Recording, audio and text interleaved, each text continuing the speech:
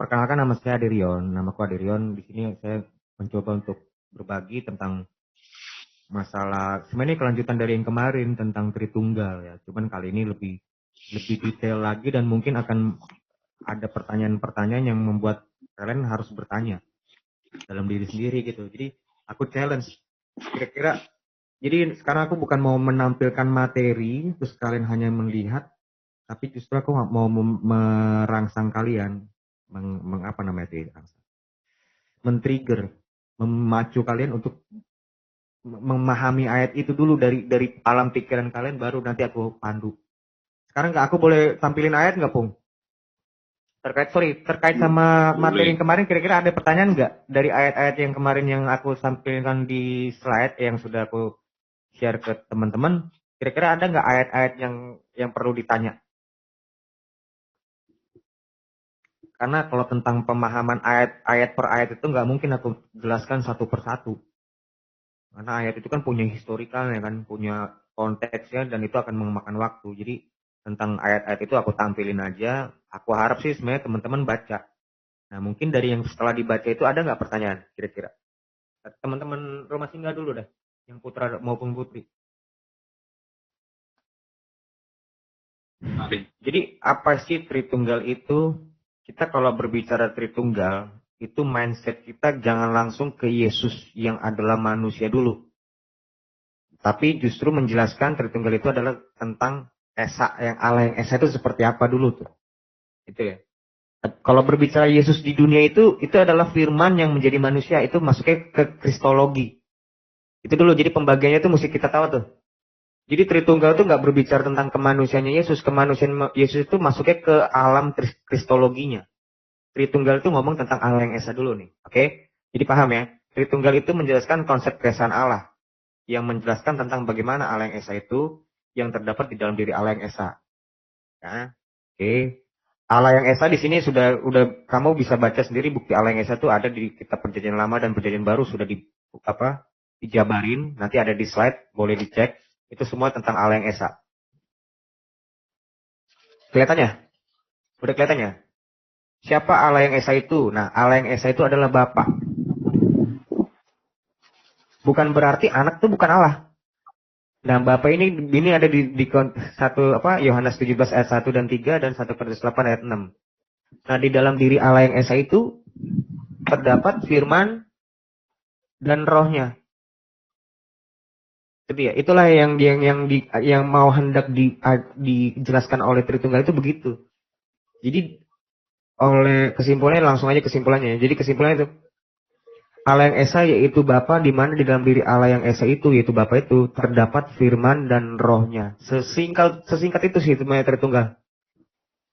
Kalau misalnya nanti ada orang nanya tentang Tritunggal, ya begini jelasinnya. Jadi kita ngerti tentang lalu sekarang next step-nya kita akan beritahu nih. Kita akan melihatin perbedaannya pada saat Yesus itu praeksistensi menjadi manusia dan setelah menjadi manusia.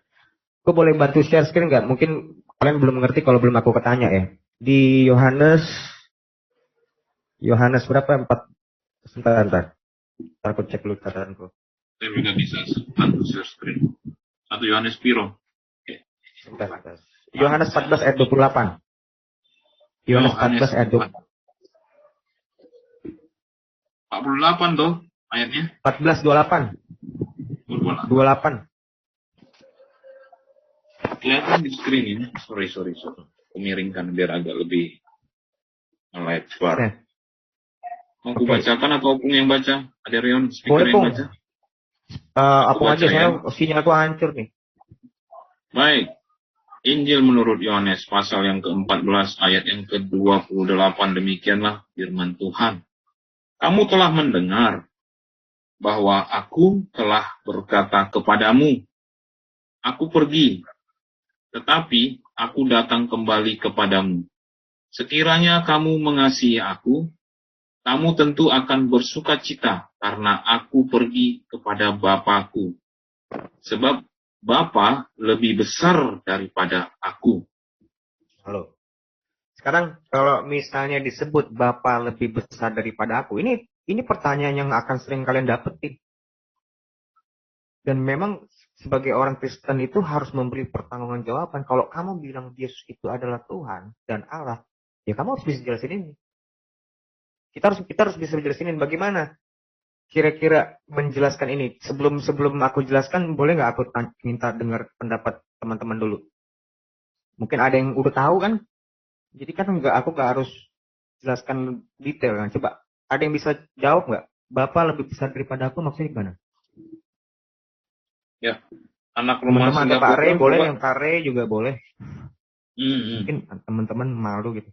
Bapak lebih besar daripada aku. Pak Re boleh juga Pak Re. Silakan Pak Re. Ini. Boleh saya coba saya tanya gini. Jika di sini kan ada frasa ya. Kamu tentu akan bersukacita karena aku pergi kepada Bapakku. Sebab Bapa lebih besar. Ini di garis bawahin Bapa lebih besar daripada aku. Jika sudah ada Bapa, ini pertanyaan yang sangat umum ya. Kalau jika Bapa itu adalah lebih besar, kenapa harus ada aku? Karena aku di sini adalah Yesus. Dan kenapa juga harus melakukan esensinya jika Yesus itu menurutin sebagai utusan dari Bapa. Nah, yang menjadi pertanyaan secara umumnya, untuk apa menjadi dua pribadi ini jika satu pribadi itu bisa menjadikan sesuatu yang lebih besar dalam intensitas keilahian itu sendiri. Itu bagaimana jawabannya? Nah, itu. Ini justru nanti penjelasannya di materi. Tapi sebelumnya Bapak, kalau gimana pandangannya udah bisa nggak menjelaskan kenapa Yesus di sini menyebutkan Bapa lebih besar daripada aku? Sebenarnya ini pertanyaan jawaban ini ada juga di Alkitab juga ada. Ini bukan, kita nggak perlu berasumsi, di Alkitab pun juga ada. Tapi itu next, nanti di menit selanjutnya aku pasti akan aku jelaskan. Jadi kita nggak perlu berspekulasi, atau langsung aja deh ya, langsung aja. Bapa lebih besar daripada aku. Ini dalam arti Yesus dalam keadaannya sebagai manusia. Tapi kan kadang-kadang kan orang-orang Kristen tuh nggak tahu dasar ayatnya mana itu. Oh, itu kan pada waktu Yesus jadi manusia. Tapi dasar ayatnya apa? Itu di Filipi 2 ayat 5 sampai 7, coba deh kita lihat. Filipi 2 ayat 5 sampai 7.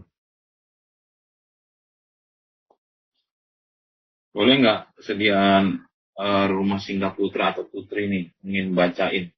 Ada Melani atau Leo mau bacain? Melani bisa bacain atau ya, Maria atau itu? Iya, boleh bacain ini yang di screen ya. Ayat 5 dan 6. Ayat yang kelima ya, Kak? 5 dan 6. Ayat 6 sampai 7. Oh, 6. 6 sampai 7. Ayat yang ke-6, demikianlah firman Tuhan yang walaupun dalam rupa Allah tidak menganggap kesetaraan dengan Allah itu sebagai milik yang harus dipertahankan. Ayat yang ke-7, melainkan telah mengosongkan dirinya sendiri dan mengambil rupa seorang hamba dan mengambil sama dengan manusia. Terima kasih. Oke, terima kasih. Coba Pung yang ayat 6-nya Pung. Ayat 6-nya. Nggak kebaca. Nah ini. Ini ayat 6 dan 7 itu menjawab pertanyaan kenapa Yesus menyebut Bapa lebih besar daripada aku. Ini jawabannya. Sebenarnya kalau misalnya disebut yang walaupun dalam rupa Allah tidak menganggap kesetaraan dengan Allah, artinya apa? Sebenarnya Yesus itu setara atau enggak? Setara atau enggak dengan Allah? Setara, cuman tidak menganggap. Tidak menganggap bukan berarti enggak setara kan, tapi kesetaranya itu tidak dianggap. Sebelumnya aku mau menjelaskan diksi dari dalam rupa Allah. Rupa Allah ini apa nih? Kata rupa Allah ini, mau tau nggak ini apa nih? Yang disebut rupa Allah? Roh. Oh. Gambar Allah, rupa Allah. Coba ingat, manusia diciptakan dalam Kejadian 1 ayat berapa tuh? Serupa dan segambar dengan Allah. Ah, itu dia. Nah, rupa Allah itu apa? Itu coba baca di Kolose 1 ayat 15. Gak apa-apa, ini bagus nih. Sering jadi kepancing kan kamu bertanya. Nah, ini dia. Ia adalah gambar Allah yang tidak kelihatan, yang sulung lebih utama dari segala ciptaan. Karena di dalam dialah telah diciptakan segala sesuatu yang ada di surga dan yang ada di bumi, yang kelihatan dan yang tidak kelihatan. Jadi gambar Allah ini apa nih? Melalui gambar Allah lah segala sesuatu diciptakan. Berarti segala sesuatu yang diciptakan itu dengan apa? Firman. Jadi gambar Allah itu adalah firman. Yang dimaksud dengan gambar Allah itu firman. Yaitu anaknya. Yaitu Yesus itu sendiri. Ia adalah gambar Allah. Kenapa disebut gambar Allah? Yohanes 1 ayat 18. Coba deh, Pung. Kenapa dia itu disebut gambar Allah? Gambar Allah yang tidak kelihatan tadi kan katanya. Dialah ada gambar Allah yang tidak kelihatan. Allahnya nggak kelihatan. Dan dia gambarnya. Tidak seorang pun yang pernah melihat Allah.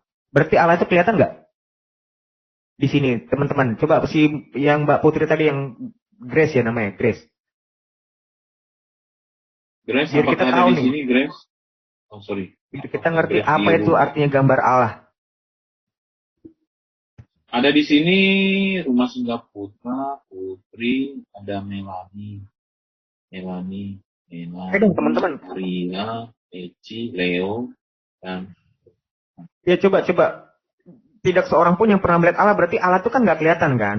Maksudku kita interaksi di sini nih. Jadi kita berproses, berpikir bukan disuapin gitu loh.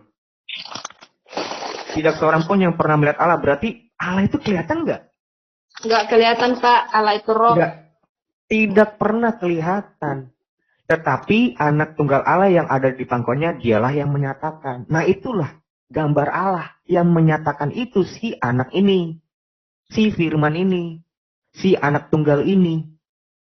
Kalau disebut anak tunggal Allah itu berarti artinya firman. Nah dialah yang menyatakan itu. Makanya tadi kita kembali ke Filipi 2 ayat 6 dan 7 maksudku. Nah ini dia. Yang walaupun dalam rupa Allah, berarti di sini yang walaupun dia itu firman, tidak menganggap setara dengan Allah. Karena apa? Firman itu memang setara dengan Allah. Karena firman itu adalah Allah. Yohanes 1 ayat 1. Firman itu ya adalah Allah itu sendiri. Nah, kenapa Yesus ini disebut aku lebih rendah, Bapa lebih besar daripada aku? Ya ini ayat 7-nya. Jawabannya. Telah mengosongkan dirinya, yang walaupun dalam rupa Allah, tapi dia mengosongkan dirinya dan mengambil rupa seorang hamba dan menjadi sama seperti kita. Kita ini. Fungsinya gitu. Kira-kira paham nggak sampai sini teman-teman? Pak. Jadi Yesus itu jawaban singkatnya begini. Kenapa Yesus ngomong seperti itu? Bapa lebih besar daripada aku karena memang posisinya Yesus telah mengosongkan diri menjadi manusia sama seperti kita. Bahkan untuk sementara waktu dibuat lebih rendah dari malaikat. Bahkan. Berarti omnipresent dong. Tidak maha hadir. Nah, memang dia Yesus itu Yesus sebagai manusia, dia bukan dia nggak maha hadir. Dia memang sama seperti kita. Bedanya apa? Dia tidak melakukan dosa. Hanya itu perbedaannya. Di mana tuh, Bung ya? Perbedaannya hanya dia tidak melakukan dosa di 1 Yohanes berapa tuh? Bentar. Bedanya Yesus, kemanusiaan Yesus dengan kemanusiaan kita ini, lihat. 1 Yohanes 3 ayat 5. Dan kamu tahu bahwa ia telah menyatakan dirinya supaya ia menghapus segala dosa dan di dalam dia tidak ada dosa. Kasih, Pak. Dia tidak ada dosa. Terus 2 Korintus 5 ayat 21. 2 Korintus 5 ayat 21 deh. 2 Korintus 5 ayat 21. Sebenarnya banyak ini ayat ya, cuman aku pilih-pilih dulu. Yang 2 Korintus yang dari yang mudah. 5 ayat 21. 2 Korintus 5 ayat yang ke-21. Dia yang tidak mengenal dosa telah dibuatnya menjadi dosa karena kita, supaya dalam dia kita dibenarkan oleh Allah. Nah, itu dia. Dia itu sebenarnya tidak mengenal dosa, tapi telah dibuatnya menjadi dosa. Dalam rangka apa? Itu nanti kita masuk ke penebusan tuh. Aku belum masuk ke situ dulu nih. Yesus itu memang dibuat berdosa. Betul. Nanti kenapa Yesus itu dibuat berdosa? Itu ada ayatnya. Semua dasar-dasar itu dari perjanjian lama pun ada. Dasar-dasarnya itu. Tapi memang pada hakikatnya Yesus itu tidak mengenal dosa. Coba misalnya dibaca di Yohanes 8 ayat 48 ya. Ini pernyataan Yesus sendiri nih. Yohanes 8 ayat 48. Ayat 46 coba 46. Iya, siapakah di antara kamu yang membuktikan bahwa aku berbuat dosa? Apabila aku mengatakan kebenaran, mengapa kamu tidak percaya kepadaku? Ayat 47. Nah, itu dia. Udah. Itu dia. Oh, Itu. oke. Tidak mengenal dosa kan? Justru bahkan Yesus menantang. Siapa kamu di antara kamu bisa membuktikan aku berbuat dosa? Karena memang dia bukan berasal dari dunia ini. Dia berasal dari Allah itu sendiri. Yohanes 8:42, cuman itu nggak usah deh. Nggak usah 8:42, benar. Itu satu konteks loh. Yohanes 8 ayat 42. Kenapa dia tidak berdosa? Iya, 8:42. Inilah firman Tuhan, kata Yesus kepada mereka, jikalau Allah adalah Bapamu, kamu akan mengasihi aku, sebab aku keluar dan datang dari Allah. Dan aku datang bukan atas kehendakku sendiri, melainkan Dialah yang mengutus aku. Kalau keluar dan datang dari Allah berarti berasalnya dari mana dia? Kalau disebut aku keluar dan datang. Sekarang kalau bisa aku keluar itu berarti asalnya dari mana? Dari apa?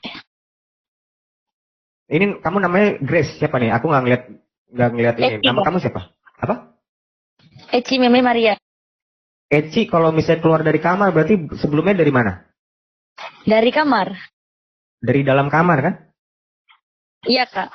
Sekarang kalau disebut aku keluar dari Allah berarti sebelumnya dari mana? Dari Allah, dari Bapa. Dari dalam, dari hadirat Allah. Dari Ya, Allah. nah, Iya, ya Kak. mungkin nggak di dalam Allah ada dosa. Gak ada. Nggak ada, Kak. Itulah kenapa Yesus tidak mengenal dosa. Iya, Kak. Itulah kenapa Yesus ngomong di ayat yang lain menyebutkan, aku datang dari atas, engkau dari bawah. Engkau akan mati dalam dosamu jika engkau tidak percaya padaku. Itu di ayat berapa tuh, Pung? Yohanes 8:24. Gue jadi kadang-kadang lupa ini dulu padahal sering keinget di kepala aku nih. Di atasnya 23. Nah, Iya, benar 23 nih. Maria, are you ready? Read this. Baca. kamu berasal, aku aja deh. Kamu berasal dari bawah, aku dari atas. Kamu dari dunia ini, aku bukan dari dunia ini. Karena itu tadi aku berkata kepadamu bahwa kamu akan mati dalam dosamu. Sebab jikalau kamu tidak percaya bahwa akulah dia, kamu akan mati dalam dosamu. Dia mati itu bukan karena dosa, justru untuk mengalahkan maut. Dia itu Ibrani 2 ayat 14 sampai 17. Dia mati justru untuk mengalahkan maut, bukan karena mati karena dosa, bukan. Nah, kalau kita mati semua karena dosa. Nah, itu kira-kira gitu. Perbedaannya kenapa? Jadi kembali ke asal mula permasalahan kita ya. Bapa lebih besar daripada aku itu karena dia telah mengosongkan diri dan mengambil rupa sebagai hamba dan menjadi sama seperti kita. Itulah kenapa Yesus menyebutkan. Kalau boleh bertanya, kalau untuk itu Yohanes tetap sama, Yohanes 8 ayat 29. Apakah ketidakberdosaan itu sesuai kehendak Bapa atau bagaimana? Ayat berapa, Pak? Yang kedua, ayat 29 ya. Saya pernah tahu. Oke, coba kita lihat baca. Ayat 29. Nah ini, ayat 29. Belum kelihatan. Oleh Pak Ray mungkin mau bacakan ayat ke-29-nya. Oke, saya baca. Dan ia yang telah mengutus aku, ia menyertai aku, ia tidak membiarkan aku sendiri, sebab aku senantiasa berbuat apa yang berkenan kepadanya. Nah, maksud dari ayat ini bagaimana?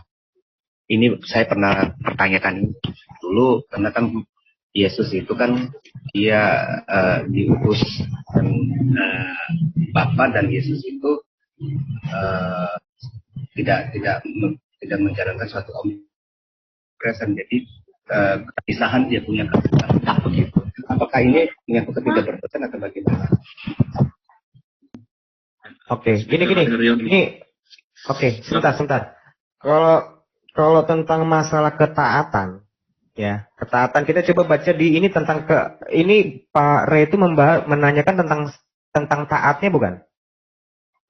Berbuat apa yang kan Ini sama sejalur, maksudnya ketidakberdosaan dari Yesus, tetapi ketidakberdosaan dari Yesus itu apakah melalui suatu kehendak dari Bapa atau dari dalam dirinya sewaktu dia terpisah dari Bapaknya begitu.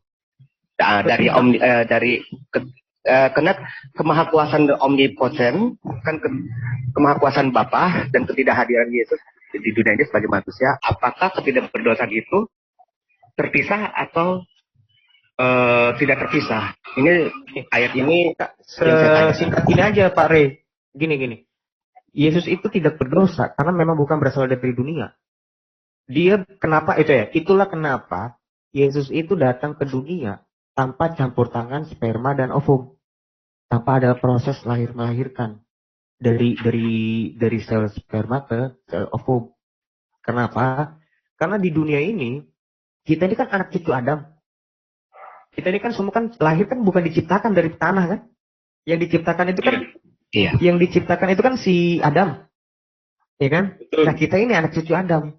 Nah, source-nya kita itu dari si berdosa ini, si Adam.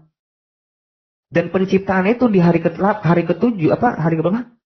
Hari ke-7 itu berhenti. Coba Kejadian 2 ayat 2 deh. Kejadian 2 ayat 2. Back to Genesis 2. Genesis 2 mungkin ya, coba kalau nggak salah. Sebentar dulu. Jadi kita mesti tahu Yesus itu kenapa di dunia itu nggak melalui proses beranak pinak. Itu ada maknanya.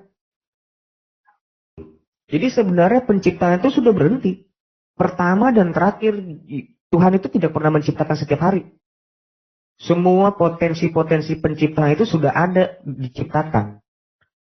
Jadi kalau kita ini sebenarnya itu kita bukan ciptaan. Kita itu anak cucu Adam. Yang diciptakan itu Adam. Karena apa? Ini jelas ayatnya. Dia berhenti dari segala pekerjaan penciptaan. Bukan istirahat. Berhenti. Berhenti itu lahir kelar, selesai. Makanya hari itu dikuduskan. Ke bawahnya lagi Depung. Yang dikuduskan itu. Ya. Makanya Allah mengkuduskan hari itu. Enggak ada. Mana sih? Nih, ayat ketiga loh. Ketiga. I know, cuman yang akhirnya dia mengkuduskan hari itu. Lalu Allah memberkati hari ke-7 itu dan menguduskannya. Karena pada hari itulah ia berhenti dari segala pekerjaan penciptaan yang telah dibuatnya itu. Itu maknanya apa? Dengan kaitannya dengan ayat yang ke-29. Kaitannya itulah kenapa. Kita ini terlahir dari beranak cuculah engkau dan bertambah penuhilah bumi itu. Itu dari kejadian berapa tuh? Itu kejadian berapa pun? Yang beranak cucu, coba carilah beranak cucu. Biar kita tahu kenapa Yesus itu lahir. Kejadian berapa? Kejadian 1:28. Minta tolong saya bacakan ya. Saya baca. Pak Rey, silakan. Allah memberkati mereka. Lalu Allah berfirman kepada mereka, beranak cuculah dan bertambah banyak, penuhilah bumi dan taklukkanlah itu. Berkuasalah atas ikan-ikan di laut dan burung-burung di udara dan atas segala binatang yang merayap di bumi. Nah, itu dia. Kita ini dari anak cucu Adam. Bukan ciptaan. Bukan ciptaan. Kalau Adam tuh diciptakan menurut gambar rupanya, diambil dari tanah. Dibentuk, diembuskan roh. Apakah kita begitu? Kan enggak. Nah, potensi kita itu sudah berada diciptakan di dalam diri Adam ini. Dari spermanya Adam dan ovumnya Hawa, lalu jadilah beranak cucu. Nah, kita itu anak cucu. Nah, kenapa Yesus itu tidak masuk seperti prosesnya seperti kita? Karena memang dia bukan berasal dari dunia. Ngerti nggak kira-kira? Karena dunia ini dipenuhi dengan dosa dan dia bukan berasal dari dunia ini, itulah kenapa dia datang ke dunia ini tanpa campur tangan manusia yang sudah berdosa ini. Benihnya pun dijaga. Makanya Firman itu menjadi manusia, mengambil rupa manusia dari rahimnya Maria, bukan bertemunya sel telur dan sperma. Jadi hakikat Yesus terkait sama pertanyaan itu, Yesus itu tidak berdosa karena memang dia dari dunia, dia bukan dari dunia. Dia bukan berasal dari berdosa ini, tapi dia berasal dari Allah itu sendiri. Dia keluar dan datang dari Allah dan mengambil rupa manusia. Nah, itu Asalnya yang di ayat 29 ini kan ada 3. Di sini dijabarkan, ia mengutus aku, ia menyertai aku, dan ia tidak membiarkan aku. Di sini maksudnya di sini penjabaran Yesus itu ke murid-muridnya atau ke kita itu di dalam ayat 29 ini dia menyatakan sebagai apa gitu. Iya, dia menyatakan sebagai anak yang taat kepada bapaknya. Firman yang taat sama bap Allahnya. Yang dia itu, coba baca di Filipi 2 ayat 8. Filipi 2 ayat 8. Ini tentang taat ya. Dan dalam keadaan sebagai manusia, ia telah merendahkan dirinya dan taat sampai mati. Bahkan sampai mati di kayu salib. Nah, pertanyaannya begini.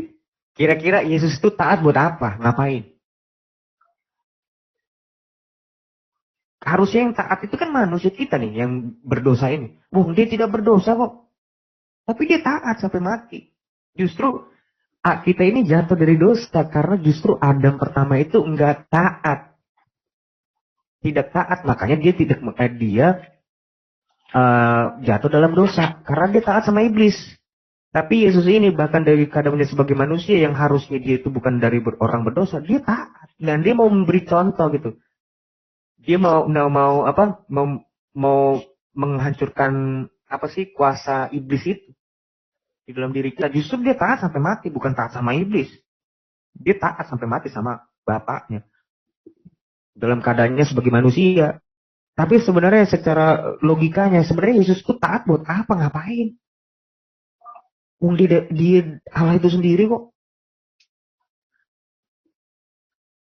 Justru karena dia keadaan manusia itu, dia justru fight. Dia nggak mau memegahkan dirinya, merendahkan dirinya dan bahkan mengosongkan dirinya. Taat sebagai seorang hamba. Itu sih jawabannya sih menurutku itu. Dan aku yakin itu. Kira-kira begitu. Gimana Pak? Mungkin kayaknya sih si Bapak ini masih ini nih. Tapi mungkin coba teman-teman yang lain mungkin ada mau pertanyaan lain? Adakah pertanyaan dari Rumah Singgah Putra dan Putri mau bertanya ke speaker kita? Ada Rion, silakan. Oke, sebentar kalau sebelum pertanyaan, itu kan tentang kemanusiaan Yesus ya. Jadi tentang kemanusiaan Yesus memang dia itu sebagai seorang hamba, karena itulah dia menyebutkan dirinya Bapa lebih besar daripada aku. Tapi sebagai dia firman rupa Allah, dia setara dengan Allah karena dia adalah firman itu sendiri. Coba Yohanes 1 ayat 1 nih. Yohanes 1 ayat 1. Injil menurut Yohanes pasal 1 ayat 1. Demikianlah firman Tuhan. Pada mulanya adalah firman. Firman itu bersama-sama dengan Allah. Dan firman itu adalah Allah. Pung, aku mau nanya dulu, Pung. Kalau dari ayat ini, Yesus sudah ada belum? Dari ayat ini sudah ada dong Yesus itu. Yesus sudah ada. Ya benar. Sudah ada, tapi eksistensinya sebagai Yesus Kristus atau sebagai firman? Sebagai firman. Manusia. Ya, eksistensinya dia sebagai. Lalu Yesus itu siapa? Matius 1 ayat 25, coba Matius 1 ayat 25. Biar kita tahu, bukan. Jangan kamu anggap firman itu namanya Yesus. Bukan, firman itu nggak bernama itu. Matius 1 ayat 25. Inilah Yesus, nama Yesus ini. Allah Immanuel. Enggak, ia melahirkan anak laki-laki dan Yusuf menamakan dia Yesus. Berarti Yesus itu nama apa? Nama manusia. Nama manusianya. Nama manusia. Nama anak laki-laki. Nama anak laki-laki yang dilahirkan Maria. Nah itu. Jadi Yesus itu bukan nama firman. Ya, nah, betul. Itulah kenapa Yesus bilang Yohanes 17 ayat 5. Coba. Yohanes 17 ayat 5. Ayat 5. Jadi kita mesti tahu praeksistensi Yesus sama eksistensi Yesus sebagai manusia itu kita mesti tahu.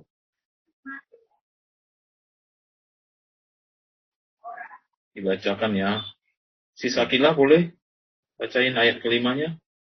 Bacain dong. Mana. Belum kelihatan? Ayat kelima. Kelihatan nggak Ya, ayat kelima? ya, Yohanes 17 ayat 5 demikian berkata, oleh sebab itu ya Bapa, permuliakanlah aku padamu sendiri dengan kemuliaan yang kumiliki di hadiratmu sebelum dunia ada.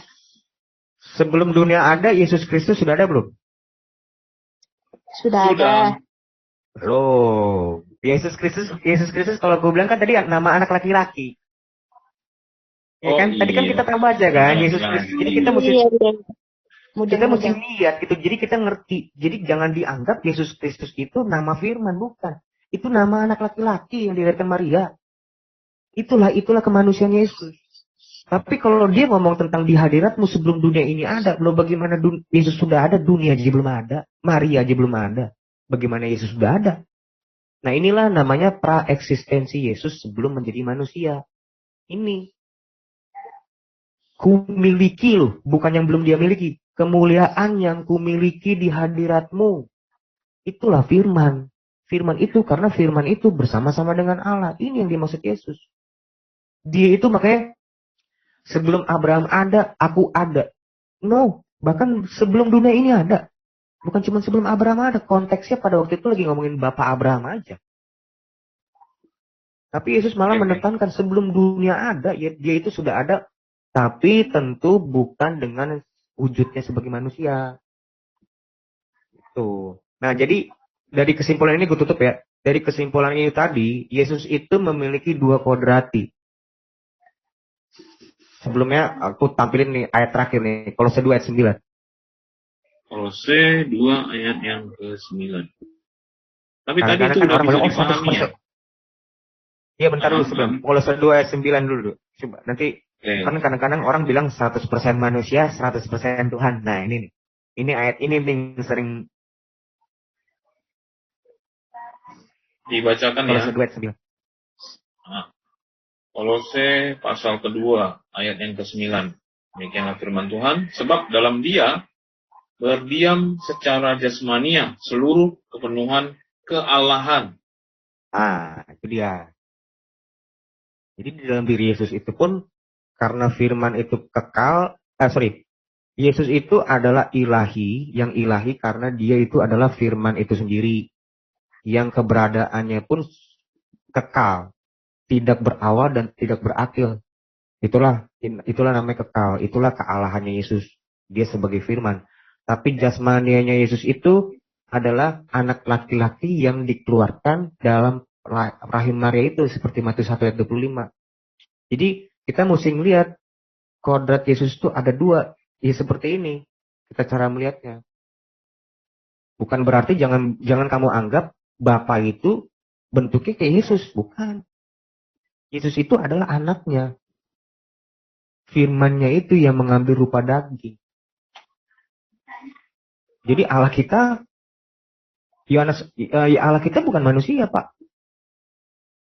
Allah kita bukan manusia. Disebutnya Allah itu roh kok. Yohanes 4 ayat 24. Allah itu bukan manusia kok disebutnya. Jadi Yesus itu disebut ilahi karena dia sebagai firman, bukan sebagai manusia. Kemanusianya dia tetap manusia. Bahkan disebut di Matius 1 Timotius 2 ayat 5. Coba 1 Timotius 2 ayat 5. Siapa yang baca? Oh, Sis Akila. Oke, silakan Sis Akila. Oh, sorry kalau ayat berapa? 5. Ini. Ya. 1 Timotius 2 ayat 5. Karena Allah itu Esa dan Esa pula dia yang menjadi pengantara antara Allah dan manusia, yaitu manusia Kristus Yesus. Oke, Sis Akila aku mau nanya, manusia Kristus Yesus ini menurut berdasarkan ayat ini itu apa fungsinya? Manusia penghadir. Jawabannya ada di ayat itu juga. Jawabannya ada di ayat itu juga. Dia tuh fungsinya apa manusia Kristus Yesus? Sebagai imam pengantara. Apa? Iya, imam. Iya kan, imam. Pengantara. Pengantara. Jawabannya langsung aja nggak ada di situ. Pengantara antara Allah dan manusia. Berarti manusia Kristus itu Allah bukan? Allah. Bukan. Bukan ya? Pengantara. Yesus itu disebut Allah karena dia firman gitu loh. Firman itu adalah Allah, kan nggak pernah disebut firman itu manusia Kristus itu adalah Allah. Pernah nggak disebut di Yohanes 1:1? Manusia Kristus adalah Allah, kan nggak pernah kan? Yang disebut firman itu adalah Allah atau manusia Kristus Yesus yang adalah Allah yang disebut? Yang disebut sebagai Allah itu firman atau manusia Kristus Yesus? Sis Akila. Firman. Nah, kalau manusianya apa? Manusianya pengantara. Nah itu jawabannya. Fungsinya kemanusiaan Yesus itu untuk pengantara kita, tebusan kita, karbanot kita, kurban kita yang nanti akan gue jelaskan tentang kurban lagi tuh, beda lagi tuh. Lebih panjang tuh kenapa mesti ada pengantara. Itu mungkin di topik yang lain, tapi dari kesimpulan yang ini, Yesus itu di dalam diri Yesus itu ada dua kodrat. Dia di dalam jasmani dia terdapat kepenuhan kealahan. Nah, kepenuhan kealahan itulah sebagai firman. Kira-kira begitu jawabannya. Kenapa Yesus menyebutkan Bapa itu lebih besar daripada aku?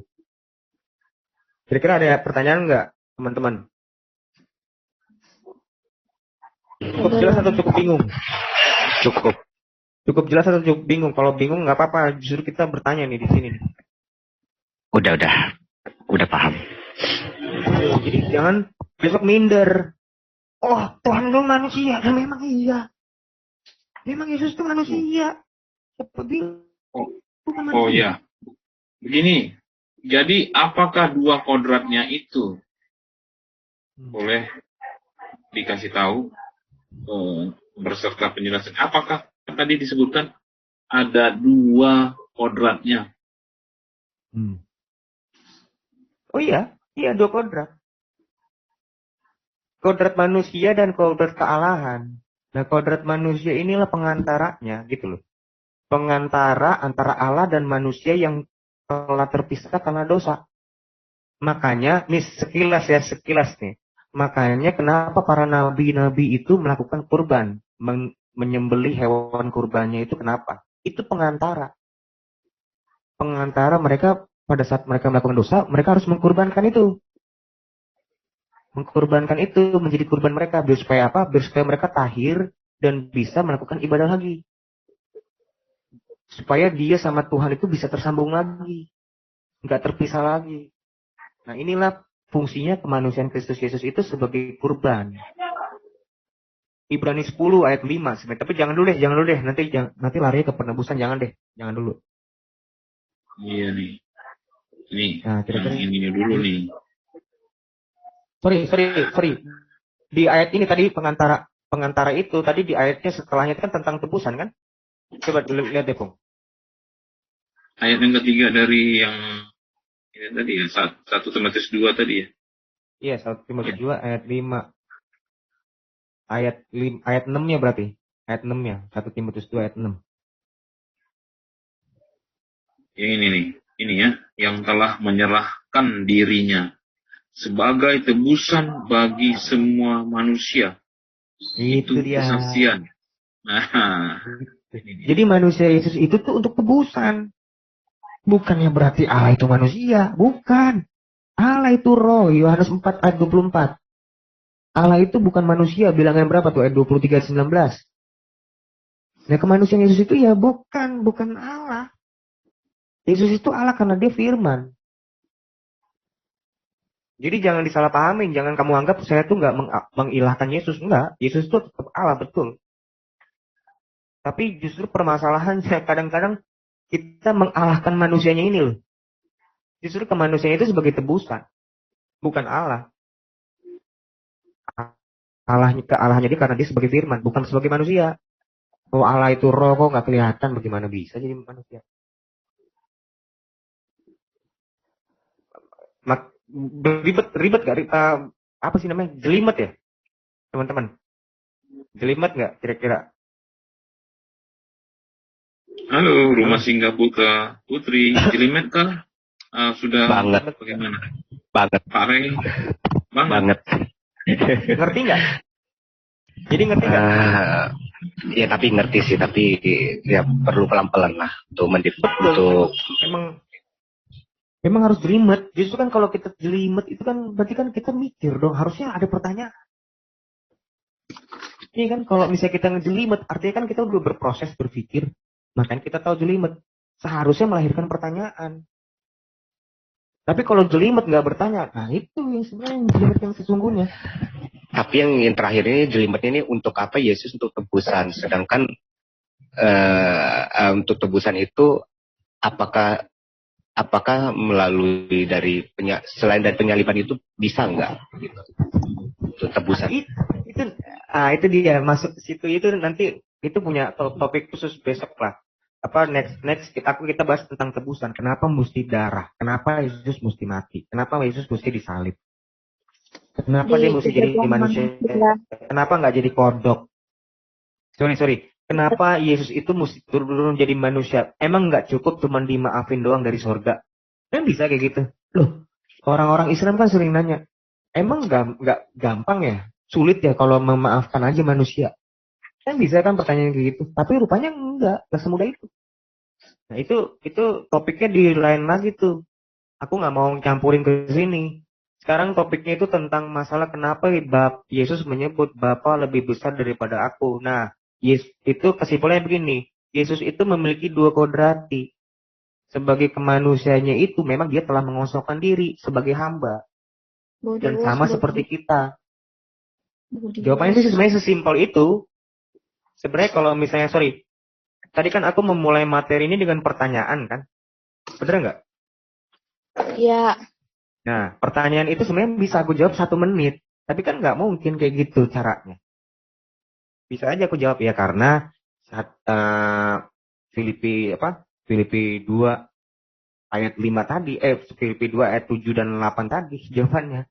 Selesai, pulang. Kan nggak mungkin, cuman kan nggak bisa seperti itu. Justru aku datang ke sini untuk membuat kalian jelimet, jadi mikir. Pas mikir di rumah makin lama makin ngerti.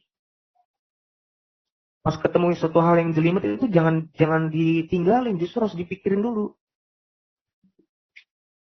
Sengaja, memang sengaja. Gimana? Oh enggak, saya ngomong sendiri. Iya kan, si Sis Akila ini kan karena lagi mikir. Kan tadi kan aku bilang di sini justru gue pengen buat kita ini mikir. Jangan jadi tidur. Kalau misalnya omongan gue enak, suara gue bagus, kan tidur. Nggak ngerti nanti. Kalau misalnya dibuat hal-hal yang sulit, kita kan mikir. Maksudnya apa sih ini si Aderion ini? Nah dibaca lagi ayatnya. Kan akhirnya makin ngerti firman itu. Kalau aku triknya begitu, memang buat sulit. Dibuat dulu orang sulit. Kuncinya muridnya harus berpikir. Kalau nggak berpikir ya nggak akan berguna sih caraku. Memang benar aku akuin caraku nggak akan berguna. Ya gitulah kira-kira teman-teman. Nggak apa-apa kalau hari ini kalian nggak ngerti, minggu depan pasti ngerti itu. Nggak masalah. Tadi apa pertanyaannya Pak Ray? Tadi aku mau catat dong. Pak Ray, halo? Sebutkan pertanyaannya Pak Ray boleh? Pak Ray, monitor. Ya, maksudnya pertanyaan apa? Tadi Bapak ada bertanya. Kenapa darah gitu kan? Iya enggak tuh? Ya, Bapak pengorbanan. Iya, bentar aku mau catat soalnya biar jadi beban pikiranku untuk mencari jawaban.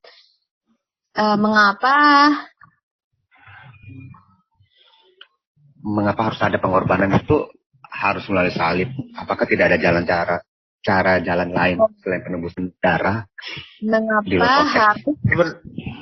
Mengapa harus ada pengorbanan melalui salib ya? Ya, itu.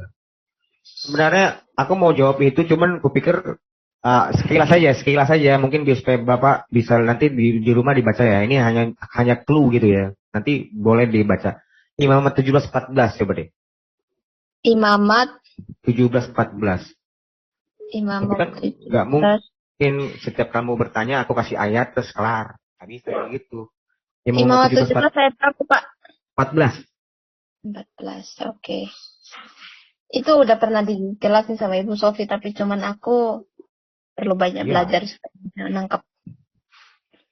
Imamat ya. Kenapa? Imamat ya. Tuh. Kelihatan tak? Oke. Imamat. Ya. Imamat 17 ayat 14. Darah itu adalah nyawa segala makhluk, sebab itu aku telah berfirman kepada orang Israel, darah makhluk apapun janganlah kamu makan, karena darah itulah nyawa segala makhluk. Setiap orang yang memakannya harus dilenyapkan. Nah ini nih, kaitannya begini Mas. Sedikit aja, cuman jangan terlalu dalam ya. Upah dosa itu apa? Maut kan. Upah dosa adalah maut. Sebenarnya manusia itu pada waktu berdosa, ya maut. Nyawanya itu harus diserahkan. Harus mati. Tapi sebagai gantinya, mereka orang Israel itu melakukan kurban. Darah hewan itulah menjadi gantinya, harusnya darah manusia itu mati. Darah hewan itulah yang diserahkan untuk menjadi kurban. Harusnya manusia yang mati nih, bukan si hewannya. Nah, begitulah karena kasih Allah ini manusia ini dikasihi, makanya manusia itu yang harusnya mati diganti sama hewan. Darah hewan itulah yang sebagai gantinya. Kira-kira gitu jawabannya. Tapi kalau kita, ini apa sih, Pung? Ibrani 10 ayat 5 deh, Pung. Tapi jangan deh, nanti perlu nggak nih jawabannya? Ibrani 10 ayat 5. Ayat 7. Ibrani, Pung. Ibrani itu imamat. Iya, Ibrani nih. Kok ke situ lagi nih? Bentar. Tunggu. Ibrani tuh 10 ayat 5. Cus. Ayat 7 Silakan, lah itu. Ya, Sebentar. Jangan ayat 7-nya dulu, tapi kalau bisa baca semua ayat 7. Ayat 7. Nih.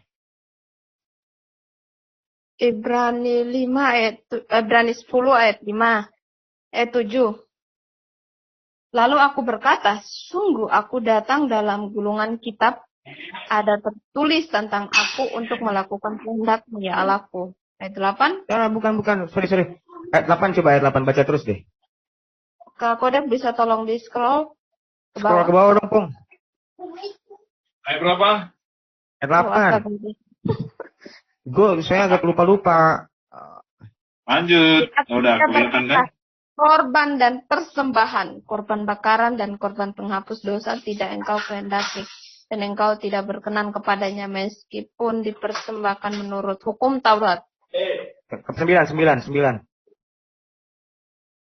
Ayat 9-nya, Pung. Ayat 9. Oke, ayat berapa? 9. Ayat 9 dan 10. Oke. Kemudian katanya, sungguh aku datang untuk melakukan kehendak-Mu. Yang pertama, ia hapuskan supaya menegakkan yang kedua. Dan karena kehendaknya,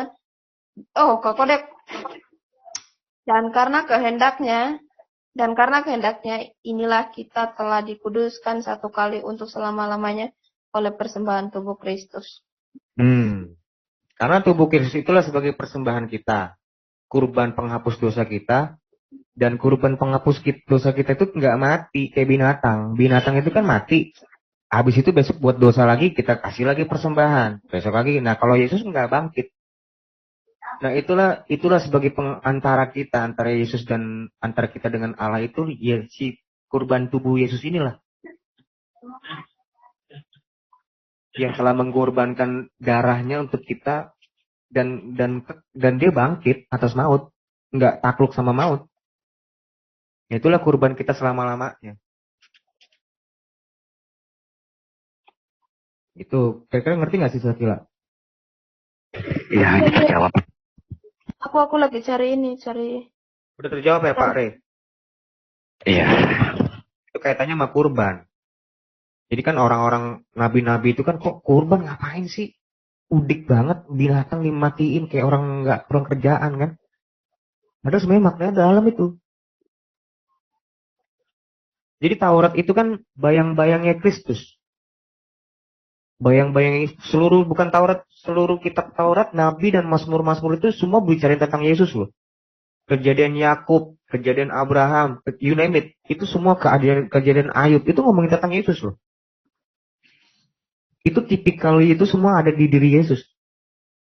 Contoh misalnya, kayak misalnya, serahkanlah anakmu yang tunggal itu yang kau kasihi untuk menjadi sembelihan. Benar nggak? Waktu itu Abraham ngomong. Akhirnya itu di catatannya Raf ada, maaf nih, Ibrani 5 ayat 7 dan Yohanes 8 ayat 24 tadi tentang apa sih? itu yang tadi. Oh, dan Aku oke, datang dari lanjut. atas atau di bawah. Oke, lanjut. Ada Rian. Udah sih menurutku tadi sebenarnya mau sesingkat itu aja karena aku nggak nyiapin materi terlalu, nggak nyiapin PowerPoint. Jadi tadi aku memulai startnya itu dari pertanyaan kenapa nyebut Bapak itu lebih besar daripada aku. Nah sebenarnya jawabannya sesingkat itu aja sih. Di Filipi 2 ayat 7 dan 8 tadi dia mengosongkan diri dan merendahkan dirinya sebagai hamba dan menjadi sama seperti manusia. Padahal sebenarnya setara. Tapi untuk mengosongkan diri itu untuk apa? Sebagai korban tubusan. Jawabannya jadi sesingkat mungkin, tapi ini kan kita nggak bisa mengerti apa yang dikatakan atau dituliskan di perjanjian baru tanpa flashback dulu ke perjanjian lama atau tadi itu di imamat. Tahu kita apa itu? Oh, benar. Itu ada nyinggung soal korbanat kah? Benar, ada. Emang itu kurban penghapus dosa.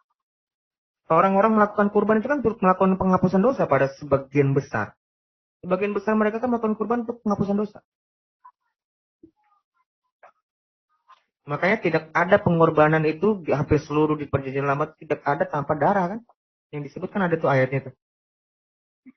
Jadi maksudnya Pak Re tadi, kenapa harus dia disalibkan mati, harus mengorbankan diri dengan berdarah-darah begitu? Kenapa nggak ada cara lain untuk makna teologi? Kalau makna teologisnya itu, tapi kalau makna historinya, memang di abad pertama tuh hukuman mati itu disalib. Boleh nggak saya bertanya satu lagi? Boleh dong.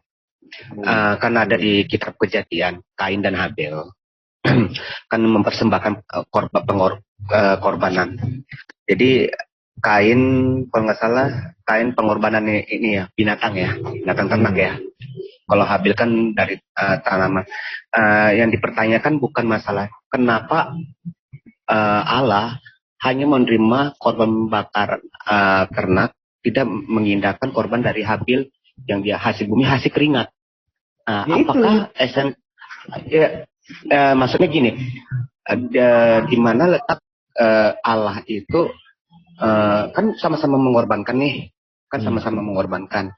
Tetapi kenapa Allah itu hanya menerima korban bakaran dari binatang ternak, tetapi tidak menerima hasil jerih payah? Padahal itu kan tumbuh subur dari tanah itu. Kenapa seperti itu? Apakah esensi Allah itu hanya melihat dari tindakannya atau dari moralitasnya atau dari tindakan pekerjaannya? Itu dari kurban yang dilihat, dari apa yang dia kasih. Memang sama-sama berkorban, cuman kan tadi yang berkenan itu adalah darah itu karena mengandung nyawa. Yang dia mau ngomongin kan tentang penghapus dosa. Mereka melakukan kurban itu ngapain? Kan tentang dosa itu. Walaupun sebenarnya nggak ditulis, cuman kultur kurban itu, berkurban itu sudah ada zaman Kain Habil. Tapi memang tentang penjelasannya ada di kitab Imamat. Betul. Cuman kan pada waktu itu memang nggak dengan detail ditulis kenapa mesti harus kurban. Ya kan nggak ada kan keterangannya. Nah, pada waktu itu Tuhan itu berkenan dengan kurban yang menyerahkan binatang ini karena kurbannya itu dengan darah. Karena dengan darah, kalau tentang hasil tumbuhan kan nggak ada darahnya. Itu cuma keringat. Keringat kamu buat apa? Wong yang mau diselamatin nyawa kamu kok. Kenapa kamu kasih keringat? Yang kamu kasih itu harusnya darah. Kira-kira begitu sih. Karena darah itu mengandung nyawa. Darah itu mengandung nyawa. Harusnya kan kita mati nih, Pak. Harusnya gini loh. Sebentar. Aku boleh bantu ini enggak yang ada di otakku nih. Halo. Suaraku Iya, boleh. enggak? Boleh. Ini yang aku ingat ya dari jawaban Ibu Sofi nih. Kalau salah mohon dikoreksi. Itu kenapa harus darah? Itu yang aku ingat dari penjelasan Ibu Sofi. Kejadian 3 itu 21 kalau nggak salah ya. 24 ya, 20 saya 21 24. Kejadian 3 21. Di situ kan ketika manusia jatuh dalam dosa, di situ seharusnya kan mereka udah mati, tapi ada pengorbanan di situ. Aduh nggak ngerti. Tapi yang aku ingat itu kayak gitu. Kenapa harus darah? Karena ketika manusia jatuh dalam dosa itu, mereka tidak langsung mati secara fisik ya, tapi ada yang digantikan, ada pengorbanan di situ gitu. Dari situlah. Gini, ya benar. Larinya ke situ. Cuman gini, exactly ya, karena aku kan belum ngomong detailnya. Gini loh. Pertama kali kan larangan Tuhan itu apa sih? Kamu boleh makan semua pohon yang ada di sini. Tapi jangan pohon itu. Karena pada saat engkau makan pohon itu, engkau akan mati. Benar nggak? Ya. Iya, benar. Tuhan ngomong benar kan? Nah, iya. Dimakan atau ditaatin atau nggak ditaatin tuh perintah? Tidak ditaatin. Tidak ditaatin. Inilah kenapa Adam itu tidak taat, Yesus taat sampai mati. Nah, dia nggak taat. Dia lebih ngikutin perintah iblis. Artinya, manusia ini harusnya mati atau nggak saat itu? Harusnya mati. Harusnya mati kan? Harusnya mati. Tapi karena begitu besar kasih Allah akan dunia ini, sehingga dia mengaruniakan anak yang tunggal. Harusnya kita mati semua. Tapi karena satu Adam itu tidak langsung mati hari itu, saat itu juga. Sebenarnya sudah mati juga. Itu dalam arti dia kehilangan kemuliaan Allah. Cuman kan secara fisikly, dia akhirnya mati kan. Tapi nggak saat itu juga kan mati secara fisiknya. Ya kan? Tapi memang secara continually dia kan mati juga ya karena dosa juga. Rohnya itu tidak akan menopang dosanya lagi. Nah, jadi karena Adam itu mesti detailnya gini ya. Adam itu makan pohon kehidupan atau pohon tentang pengetahuan? Pohon tentang pengetahuan. Pengetahuan. Dia makan itu berdasarkan keinginan sendiri atau dasar bujukan iblis. Bujukan iblis kan. Bujukan iblis. Jadi dia melakukan dosa itu karena ada faktor X. Nah, itulah masih dikasihanin. Tapi iblis nggak ada ampun buat dia. Iblis nggak ada ampun kan. Dia kan di tempatnya langsung di neraka kan. Dia langsung ditempatkan di neraka kan. Ya. Nah, manusia kan harusnya juga seperti itu. Cuman dia itu karena terbujuk sama iblis. Nah, makanya masih ada tuh harapan. Adam ini harapan. Makanya lu kamu baca deh. Kejadian 3:24. Kejadian 3:24. Coba. Boleh si Sakila sharekan tolong. Biar tahu, tapi ini kenapa nih harusnya tuh manusia mati bukannya Yesus. Maksudnya itu kita yang mati. Kejadian 3:24. Ini kan karena kasihnya Allah ini ke kita aja. Ia menghalau manusia itu. Dan di sebelah timur Taman Eden ditempatkannya lah beberapa kerub dengan pedang yang bernyala-nyala dan menyambar-nyambar untuk menjaga jalan ke pohon kehidupan. Kenapa? Kenapa dihalau? Karena kalau nggak dihalau nanti manusia makan ya mana lagi? Kalau manusia makan, dia sudah tahu tentang dosa, baik dan buruk. Tapi ditambah lagi dia kekal. Nah, itulah iblis. Jadi udah nggak ada lagi harapan. Kalau lu makan buah pohon kehidupan itu lagi, ya kita udah sama-sama iblis. Udah kayak iblis kita. Dalam dosa inilah kita hidup kekal. Kita hidup dalam berdosaan nggak ada ampun sampai selama-lamanya. Nah, makanya dihalau pohon ini nih. Iya. nggak ngerti maksud Ada- ayat ini. Saya nggak ngerti Ada banget. satu Baru-baru pendalaman baca. Alkitab ini. Boleh saya tanya dengan Bapak? Boleh saya tanya? boleh. Ini ada satu pertanyaan menggelitik ya dari orang yang ateis ya, agnostik ya, yang mesti dulu saya juga pernah bertanya tentang ini. Jika memang Allah itu berkuasa, kenapa tidak saat itu Allah itu tidak memberikan jalan perdamaian? Kenapa harus dengan rentang waktu yang panjang?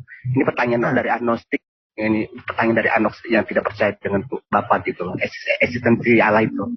Jadi, jika benar Allah itu memang kuasa, kenapa dia harus memperdamaikan dengan rentang waktu yang panjang hingga Yesus harus turun?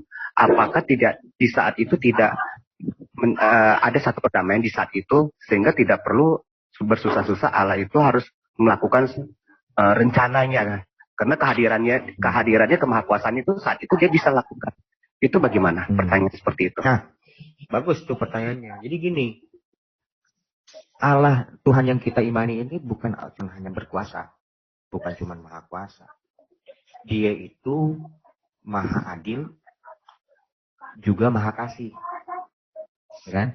Dia itu dosa sekecil apapun itu akan dihukum, dikejar sampai ke lubang semut pun. Tapi dosa gimana sih? Dosa sebesar apapun itu akan diadilin tuh, akan dikejar dosa sebesar apapun. Tapi dosa sekecil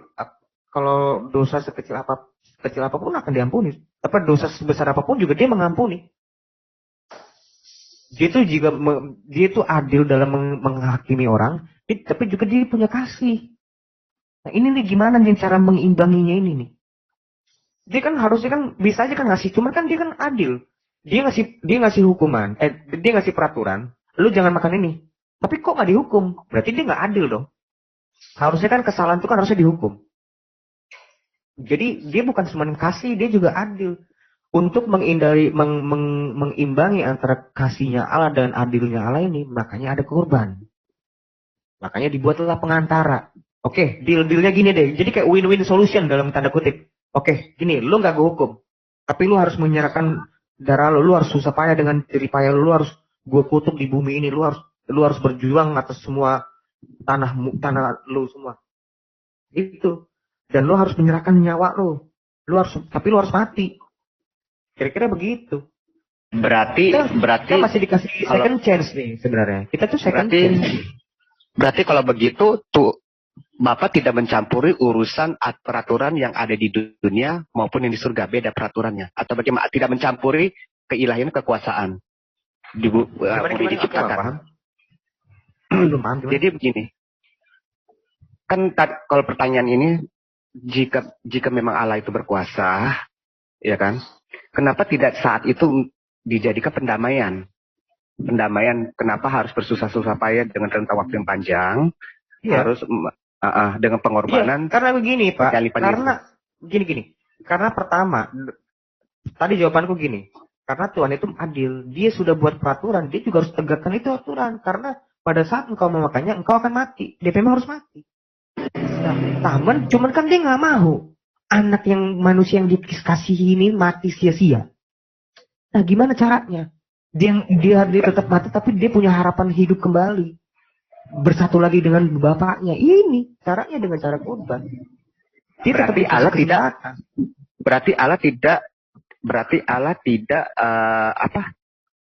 tidak bisa melanggar kodrat peraturan ya, rule ya, istilah katanya. Rule-nya. Dan ingat juga Allah itu betul, Allah itu Maha Kudus. Betul, Allah itu Maha Kudus. Dia nggak mungkin bersatu sama yang tidak kudus. Makanya kuduslah kamu karena Allah itu kudus. Kan gitu. Gitu. Kenapa manusia itu nggak bisa bersatu lagi sama Tuhan? Dia diusir di Taman Eden. Ya memang manusia itu udah kenal dosa, udah nggak bisa satu lagi malu sama Tuhan nih. Lu harus pergi karena lu nggak lagi sama gua, lu nggak kudus lagi. Itu loh kenapa dia diusir. Padahal Adam itu diciptakan menurut gambar dan rupa dia loh. Bukan menurut gambar rupa Jojon, enggak. Rupanya dia. Rupanya dia itu memang kenal dosa. Enggak. Adam itu diciptakan nggak mengenal dosa, tapi kan akhirnya dia tercemar sama dosa. Rupa Allah itu udah hancur berarti kan? Itulah turun sampai kita. Kenapa kita tuh mati? Kenapa manusia mati? Coba. Nah ini kan pertanyaan-pertanyaan yang sulit dijawab. Kenapa manusia itu dibuat mati? Kalau memang manusia itu mati, kenapa dikasih nyawa? Harusnya dikasih mati aja. Dikasih nyawa, justru nyawa itu kan menghidupkan. Tapi kenapa dimatiin, Pak? Kamu punya barang. Lagi buat gelas. Tiba-tiba jadi itu gelas. Mungkin nggak kamu banting gelas itu? Gue banting udah kelar kok nih. Udah bagus ini gelas ini, mantap nih. Dibanting. Mungkin nggak? Enggak kan? Itu manusia sama gelas. Bagaimana Tuhan sama ciptanya paling mulia? Nggak mungkin. Awalnya memang manusia itu bukan untuk mati. Kematian itu ada karena dosa. Karena kita tuh nggak taat sama Tuhan ini. Makanya manusia itu mati. Bukan karena nyawa, Pak. Bukan. Karena kalau lo ngomongin manusia itu mati karena nyawa, di sorga itu nanti kamu bernyawa atau nggak bernyawa? Lo bernyawa kan, ya berarti mati juga dong di sorga. Berarti kematian itu bukan karena nyawa, tapi karena dosa. Itu. Jawabannya begitu. Oke. Mungkin teman-teman si rumah singgah ini lu kenapa sih pada diem? Karena mereka diem-diem aja pun. Iya. Iya, anak-anak rumah singgah, Kemon. Silakan. Speak up. Ayo. Tapi emang gue minta maaf ya. Tadi aku nggak nyiapin PowerPoint-nya. Jadi mungkin jadi agak lari-lari kemana-mana kan gitu. Cuman memang sebenarnya aku tuh seringnya tuh nggak pakai PowerPoint. Nah, biasanya tuh kalau dia mengalir sesuai dengan apa yang mau ditanya aja. Orang nanya apa bahas apa. Ya jadi kan lari-lari nih kalau nggak pakai PowerPoint. Itulah sampai ke dosa. Kemarin kan kita kan ngomong tentang Bapak lebih besar daripada aku tadi pertanyaannya kan. Itulah. Tapi next time aku pakai PowerPoint lagi dah. Iya. Lebih ngejelimet ntar. Jadi ada yang di screen muncul, ada PowerPoint. Tapi minimal Pung, anak-anak rumah singgah itu coba dulu tanya dulu. Aku mau nanya dulu, boleh nggak? Satu orang aja. Oke. Buka mic kedua-duanya, baik rumah singgah putra mau putri boleh ya. Satu aja. Satu orang aja. Yang putri dulu, yang putri. Dari tadi kan cowok. Putra berarti. Putra belum dengar gua. Putra. Kemon. Putra satu aja. Satu. Rumah singgah putra, adik-adik. Kayaknya ngerti nih, nggak nanya nih. Berarti coba aku tanya. Kenapa Bapak lebih besar daripada Yesus ngomong Bapak lebih besar daripada aku? Kenapa Yesus berkata Bapak lebih besar dari aku? Karena Yesus itu keluar dari Bapa. Nah, itu kurang tepat. Coba lagi, ingat-ingat. Kenapa Yesus menyebut Bapa lebih besar dari aku? Sebenarnya jawabannya tadi singkat itu. Jawabannya tuh ada. Cuma memang penjelasannya panjang dong. Namanya juga penjelasan sama jawaban kan harus lebih panjang penjelasannya kan. Nah jawabannya singkat itu sebenarnya. Filipi 2 nih nggak apa-apa. Kamu nggak usah pusing-pusing. Filipi 2. Iya, Filipi 2 ayat 7 sampai 8. Iya dah, coba tunjukin. Nggak apa-apa, kamu kan tadi belum sempurna kan? Ini aku sempurnakan jawabannya. Filipi 2 ayat 7. Coba tunjukin dulu. Mereka bisa share screen kok, Pak. Mereka bisa share screen tuh. Coba tolong di share screen dulu Filipi 2 ayat 7 dan 8. Mau di share screen oleh Putra, boleh dek. Filipi 2 ayat berapa? 7 dan 8. Oke.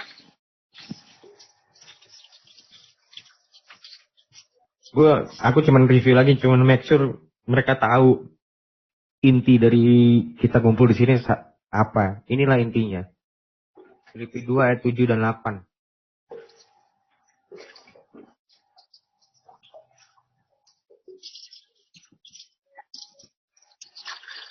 Saya kalau aku yang share screen hancur pra lagi Pung. Ya entah ini aja nih. Ya 7 dan 8 on the screen. 678 sorry 678. 6 dulu 6. 78. Iya. Mau dibacakan oleh Putra? Silakan. Sorry, Putra sebelum dibaca gini, kamu iya, yang Putra di mana? Coba ngomong dulu, speak up. Iya, Kak. Nah, sebelum kamu baca, kamu kan udah lihat di layar belum? Iya. Nah, aku mau guide kamu supaya kamu ngerti nih ayat ini yang kamu baca. Tentang apa jawabannya itu ada di jawaban 7. Kenapa dia lebih besar, Bapa lebih besar daripada aku. Tapi itu kamu harus baca di ayat 6-nya. Sekarang coba baca kenapa Bapa lebih besar daripada aku. Coba baca ayat 7-nya. Melainkan telah mengosongkan dirinya sendiri dan mengambil rupa seorang hamba dan menjadi sama dengan manusia. Seharusnya Bapak itu, Yesus sama Bapak itu gimana? Sama. Satu. Sama, setara. Berarti. Dari mana taunya? Dari ayat 6-nya. Ayat 6-nya. Jadi nih, ayat 6 dan 7 tuh, dia tuh sebenarnya harusnya setara. Coba baca ayat 6-nya. Yang walaupun dalam rupa Allah, tidak menganggap kesetaraan dengan Allah itu sebagai milik yang harus dipertahankan. Melainkan telah mengosongkan dirinya sendiri dan mengambil rupa seorang hamba dan menjadi sama dengan manusia. Harusnya kan nggak sama. Iya. Harusnya kan nggak sama dengan manusia. Harusnya dia tuh setara. Tapi nggak nganggap kesetaraan itu. Nah, yang setara itu apa? Dia sebagai rupa Allah. Yang walaupun dalam rupa Allah. Nah, rupa Allah inilah yang disebut firman. Ini kaitannya sama yang topik kemarin bahwa firman itu adalah Allah. Kenapa Yesus itu disebut anak? Nah, inilah anak ini. Rupa Allah itulah anak. Kenapa disebut rupa Allah itu adalah anak? Karena anaklah yang menyatakan Bapa yang tidak terlihat itu. Yohanes 1 ayat 18. Jadi sebenarnya Yesus itu setara. Hubungannya itu setara.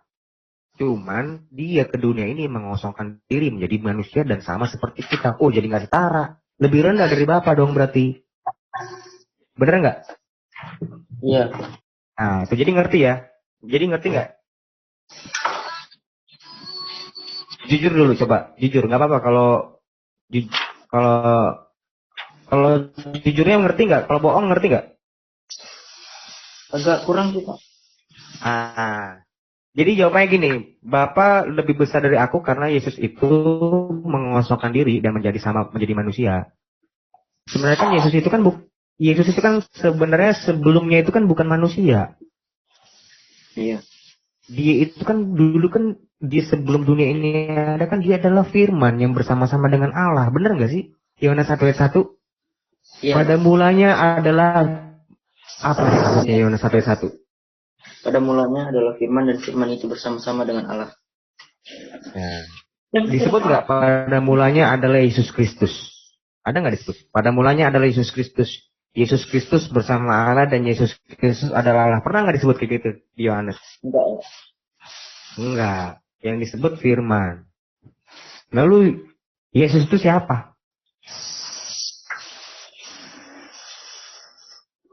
Firman yang menjadi manusia, ayat 14-nya. Firman itu telah menjadi manusia. Nah, kemanusianya itu bernama Yesus. Nah, si Yesus inilah yang sama seperti kita. Rupanya sebagai hamba. Nah, itulah dia. Si firman itu menjadi manusia. Firman itu telah menjadi manusia. Nah, kemanusiaannya itu lahir di rahim Maria. Namanya Yesus Kristus. Matius 1 ayat 25. Matius 1 ayat 25.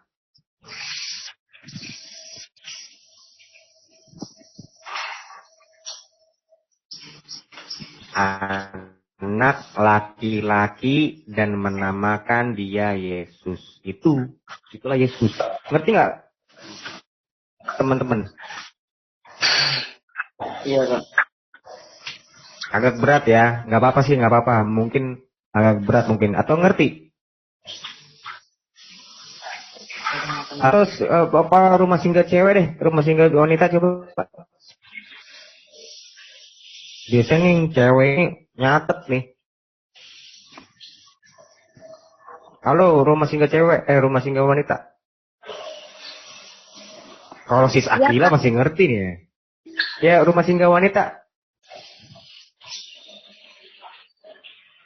Mereka ini Ya, Kak. jauh dari perangkat atau gimana? Nah, kamu ngerti nggak tadi?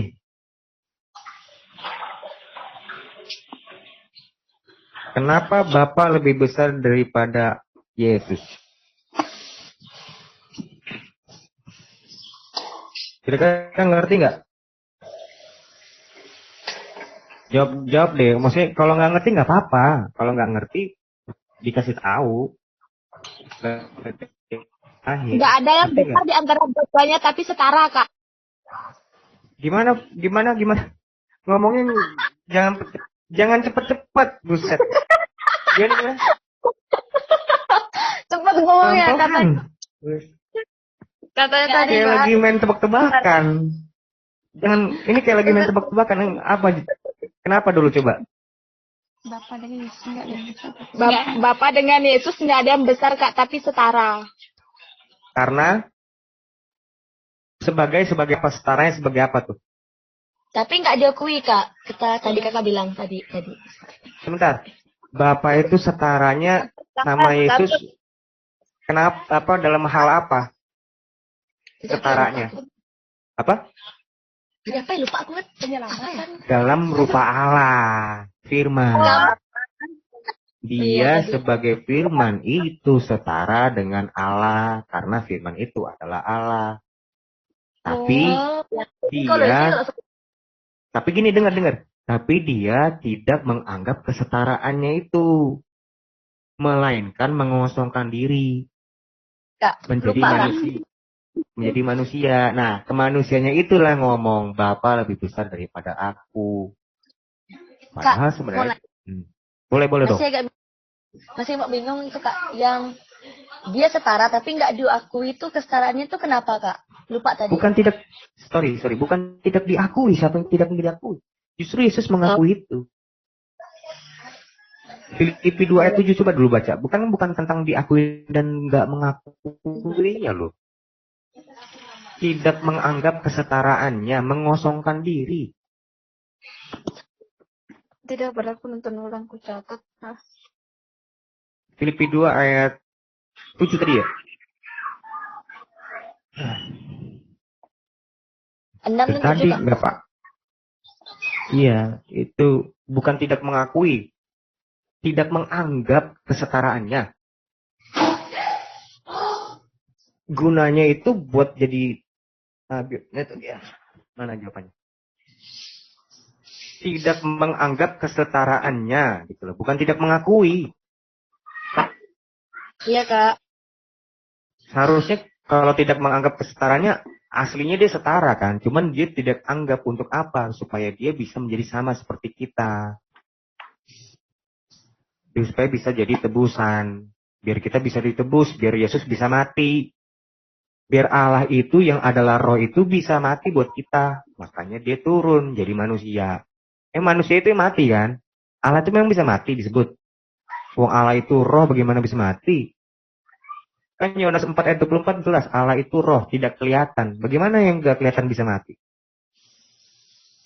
Nah makanya oleh karena itulah dia menjadi sama seperti kita. Supaya bisa mati untuk kita. Dan mengalahkan si maut ini. Ibrani 2 ayat 14. Ibrani 2 ayat 14. Dia mati buat mengalahkan maut. Bukan karena dosa. Beda sama kita. Nah itu dia.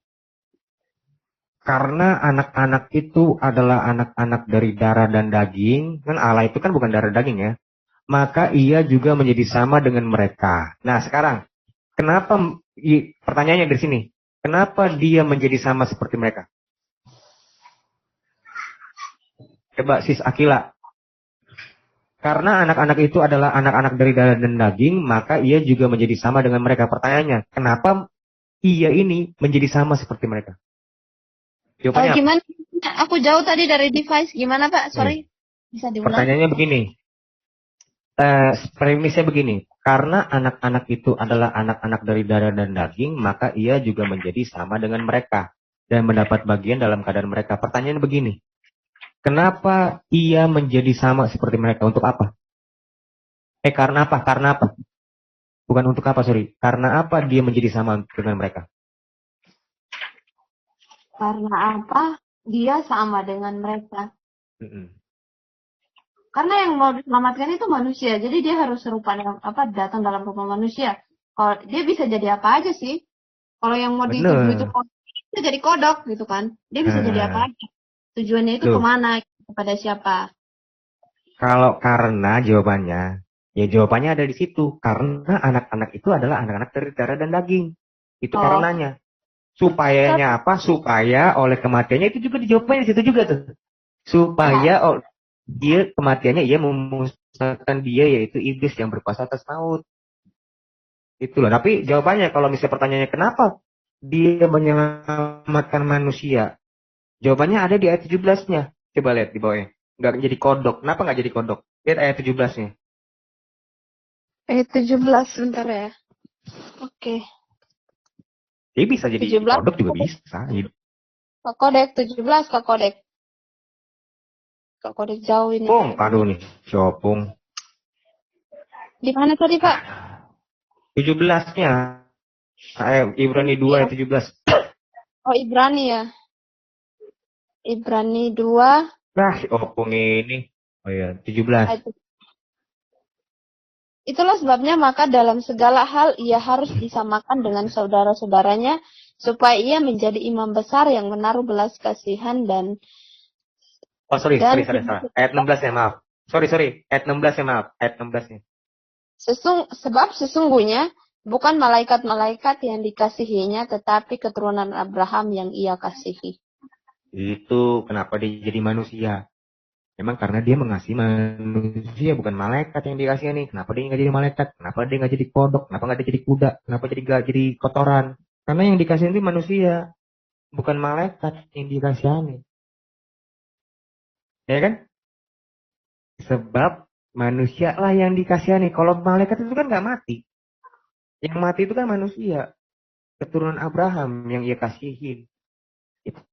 Kenapa dia jadi manusia? Gitu loh. Jawabannya ada semua di sini sih. Nah, si manusia itu dari darah daging, makanya dia jadi daging. Kira-kira sis Akila ngerti nggak? Ngerti. Ya udahlah. Siap lah gitulah teman-teman, mungkin udah pada pikirannya udah nggak di sini kali, nggak fokus. Next time lah kita lanjutkan lagi ya. Rumah-rumah Paham, Kak. teman-teman. Apa? Masih kayak lambat gitu Kak nerima materinya Kak. Masih belum paham. Gimana? Ngikuti materi yang kemarin masih belum paham Kak, tapi sedikit paham lumayan. Lu nggak apa-apa. Oke. Nggak apa-apa, sebentar. Nggak, gini, biar, halo. Coba. Gini, sebentar. Jelasin lagi. Sebentar. Halo. Sebentar. Teman-teman rumah singgah, di sini kamu itu nggak untuk jadi ahli. Kamu tuh, kalian itu untuk ngerti sedikit aja itu cukup bagus loh. Iya Kak. Sedikit ngerti aja bagus. Kalau kamu yang wah saya nggak ngerti sama sekali. Nah itu masalah. Kalau saya ngerti sedikit, apa? Bagus. Iya bagus. Dari sekarang dengar nggak? Ya udah.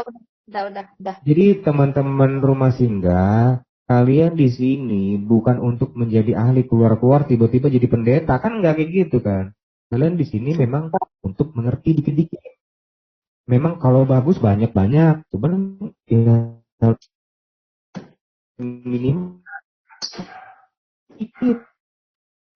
minimal dikit. Kalau ya udah next time misalnya ada pertanyaan, nanya aja ya. Tadi. Berarti materi minggu Ya, depan gitu itu apa? aja. Materi minggu depan tentang penebusan. Sih. Oh penebusan. Berarti ya tentang Yesus. Tapi Kak. apa? Yang tentang Yesus itu. Siapa itu Yesus? Iya, itu kan sebenarnya kan sudah dijelaskan. Nah, maksud tuh Harusnya sih kalau ada pertanyaan ditanya. Oh iya Kak. Kalau Lalu perlu ada pertanyaan. siapa Yesus? Gini kita kayak nanya ulang gitu. Siapa sih Yesus? Orang Kristen menyembah 3 Tuhan itu. Apa tentang penebusan ini?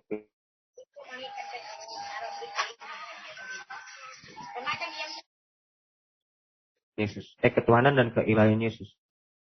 Gitu aja nanti di update teh tentang judulnya, oke, teman-teman. Iya Kak. Udah deh, kalian istirahat dulu, kalian kan udah capek, nggak apa-apa lah. Terima kasih Kak. Oke, sama-sama. Terima kasih Tuhan Kak. berkati. Ya, sama-sama. Tuhan memberkati. Ya, istirahat lah kalian. Keluar nggak apa-apa, kalau mau keluar. Terima kasih ya Kak semuanya. Tuhan Oke. berkati. Tuhan memberkati. Tuhan Terima berkati. kasih dan berkati. Terima kasih Kak Susakila. Ya. Aduh, aku cuman panggil kok nggak ada apa-apa aku di sini. Iya, ya. Sebelum gitu berarti ini Doa ya, dulu. bisa jelas doa ya. Sebentar dulu, aku kamar mandi dulu ntar. Terima kasih Oke. semuanya kakak-kakak yang baik. Oh ya, makasih Pak Dadang, anak-anak rumah Singgah Putra dan Putri, Sis Akila, Rain, Semuanya. dan Rahman Zonen, Murtadin tampan. Anak-anak rumah Singgah Putra Putri juga tampan dan cantik, manis. Semangat. Siap Pak. Semangat. Habis ini ada berikutnya mungkin ya ke Alkitab. meeting. Terima kasih juga baca Pak Alkitab Ade bersama. untuk Iya. penyampaian materinya. Tuhan berkati. Ya, kami minta izin keluar. Oh, kita bentar Pak, Boleh. narasumber dulu kita mau doa. Boleh. Doa Doa penutup nanti Oh iya, Iya. baik. biar dari kakak Ade Reon deh yang praying oleh Ade Reon ya. Bentar, aku keluar. Katanya mau itu di ruangan utama. Nanti aku masuk lagi kok untuk doa. Di ruangan utama aku disuruh masuk dulu. Nggak tahu mau ngapain. Oke, silakan. Iya, sis. Tapi tadi ada juga dari di antara kita ada Rafan Zonen. Mungkin mau speak beberapa patah kata. Apalagi ada waktunya nih, Raf. Yang dijelasin sih sama Lirina tentang kenapa sih mengatakan Bapak lebih besar daripada aku. Emang ya betul, karena Yesus sendiri itu kan di dunia ini kan tujuannya kan menjalankan misi keselamatan, yaitu untuk menunjukkan sebagai bukti panutan kepada dunia bahwa manusia itu memang selayaknya untuk taat, gitu loh. Jadi seperti yang Yesus katakan juga kan, mengatakan, jikalau engkau merendahkan diri, maka ia akan meninggikanmu. Jikalau engkau meninggikan sendiri, maka ia akan merendahkan. Jadi itu bukti bahwa dasar ketaatan yang ditunjukkan oleh Yesus itu, bahwa manusia itu memang jangan merasakan dirinya itu besar, gitu loh. Nah, jadi Bapa itu adalah gimana Allah senantiasa kan hadir kepada kita, dan oleh karena kuasanya itu kan tak terhampiri, dan itu pun menunjukkan bahwa dari sisi kemanusiaannya dia itu merendahkan diri itu, meskipun dalam rupa Allah, gitu jelas. Makanya kan di dalam Ibrani 5 ayat 7 itu kan sangatlah jelas itu kan sebagai kemanusiaannya gitu. Itu aja sih, brother.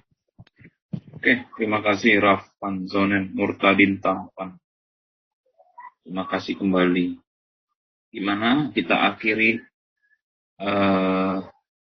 hari ini ya di Iya Kak. anak-anak rumah Singgah Putri, kita minta ya sediaan Kak Ade Reon berdoa, mau? Iya Kak, mau Kak. Kak Ade. Kak adenya masih. Aku justru pengen dengar mereka doa nih. Oh gitu. Iya. Justru gue mau dengar mereka berdoa malah. Oh, Wah, nanti gue dapat doa nih dari teman-teman rumah singgah. Malah kayak gitu loh. Hehe. Ya, berdoa dulu lah. Salah satu pimpin nggak apa-apa. Biar dapat dulu. Kakak aja, Kak. Minimal aku, Kakak ya minimal aku dapat doa lah. Masa tadi suara pun nggak dapat, doa pun nggak dapat. Tolonglah. Ayo, berdoa. wow, berarti sudah diperbolehkan oleh Kak Ade Riawan, maksudnya ya silakan. Oke lah, gak ada deh, aku aja berdoa deh, nggak apa-apa dah. Tapi next time kalian ya. Oke, Kak.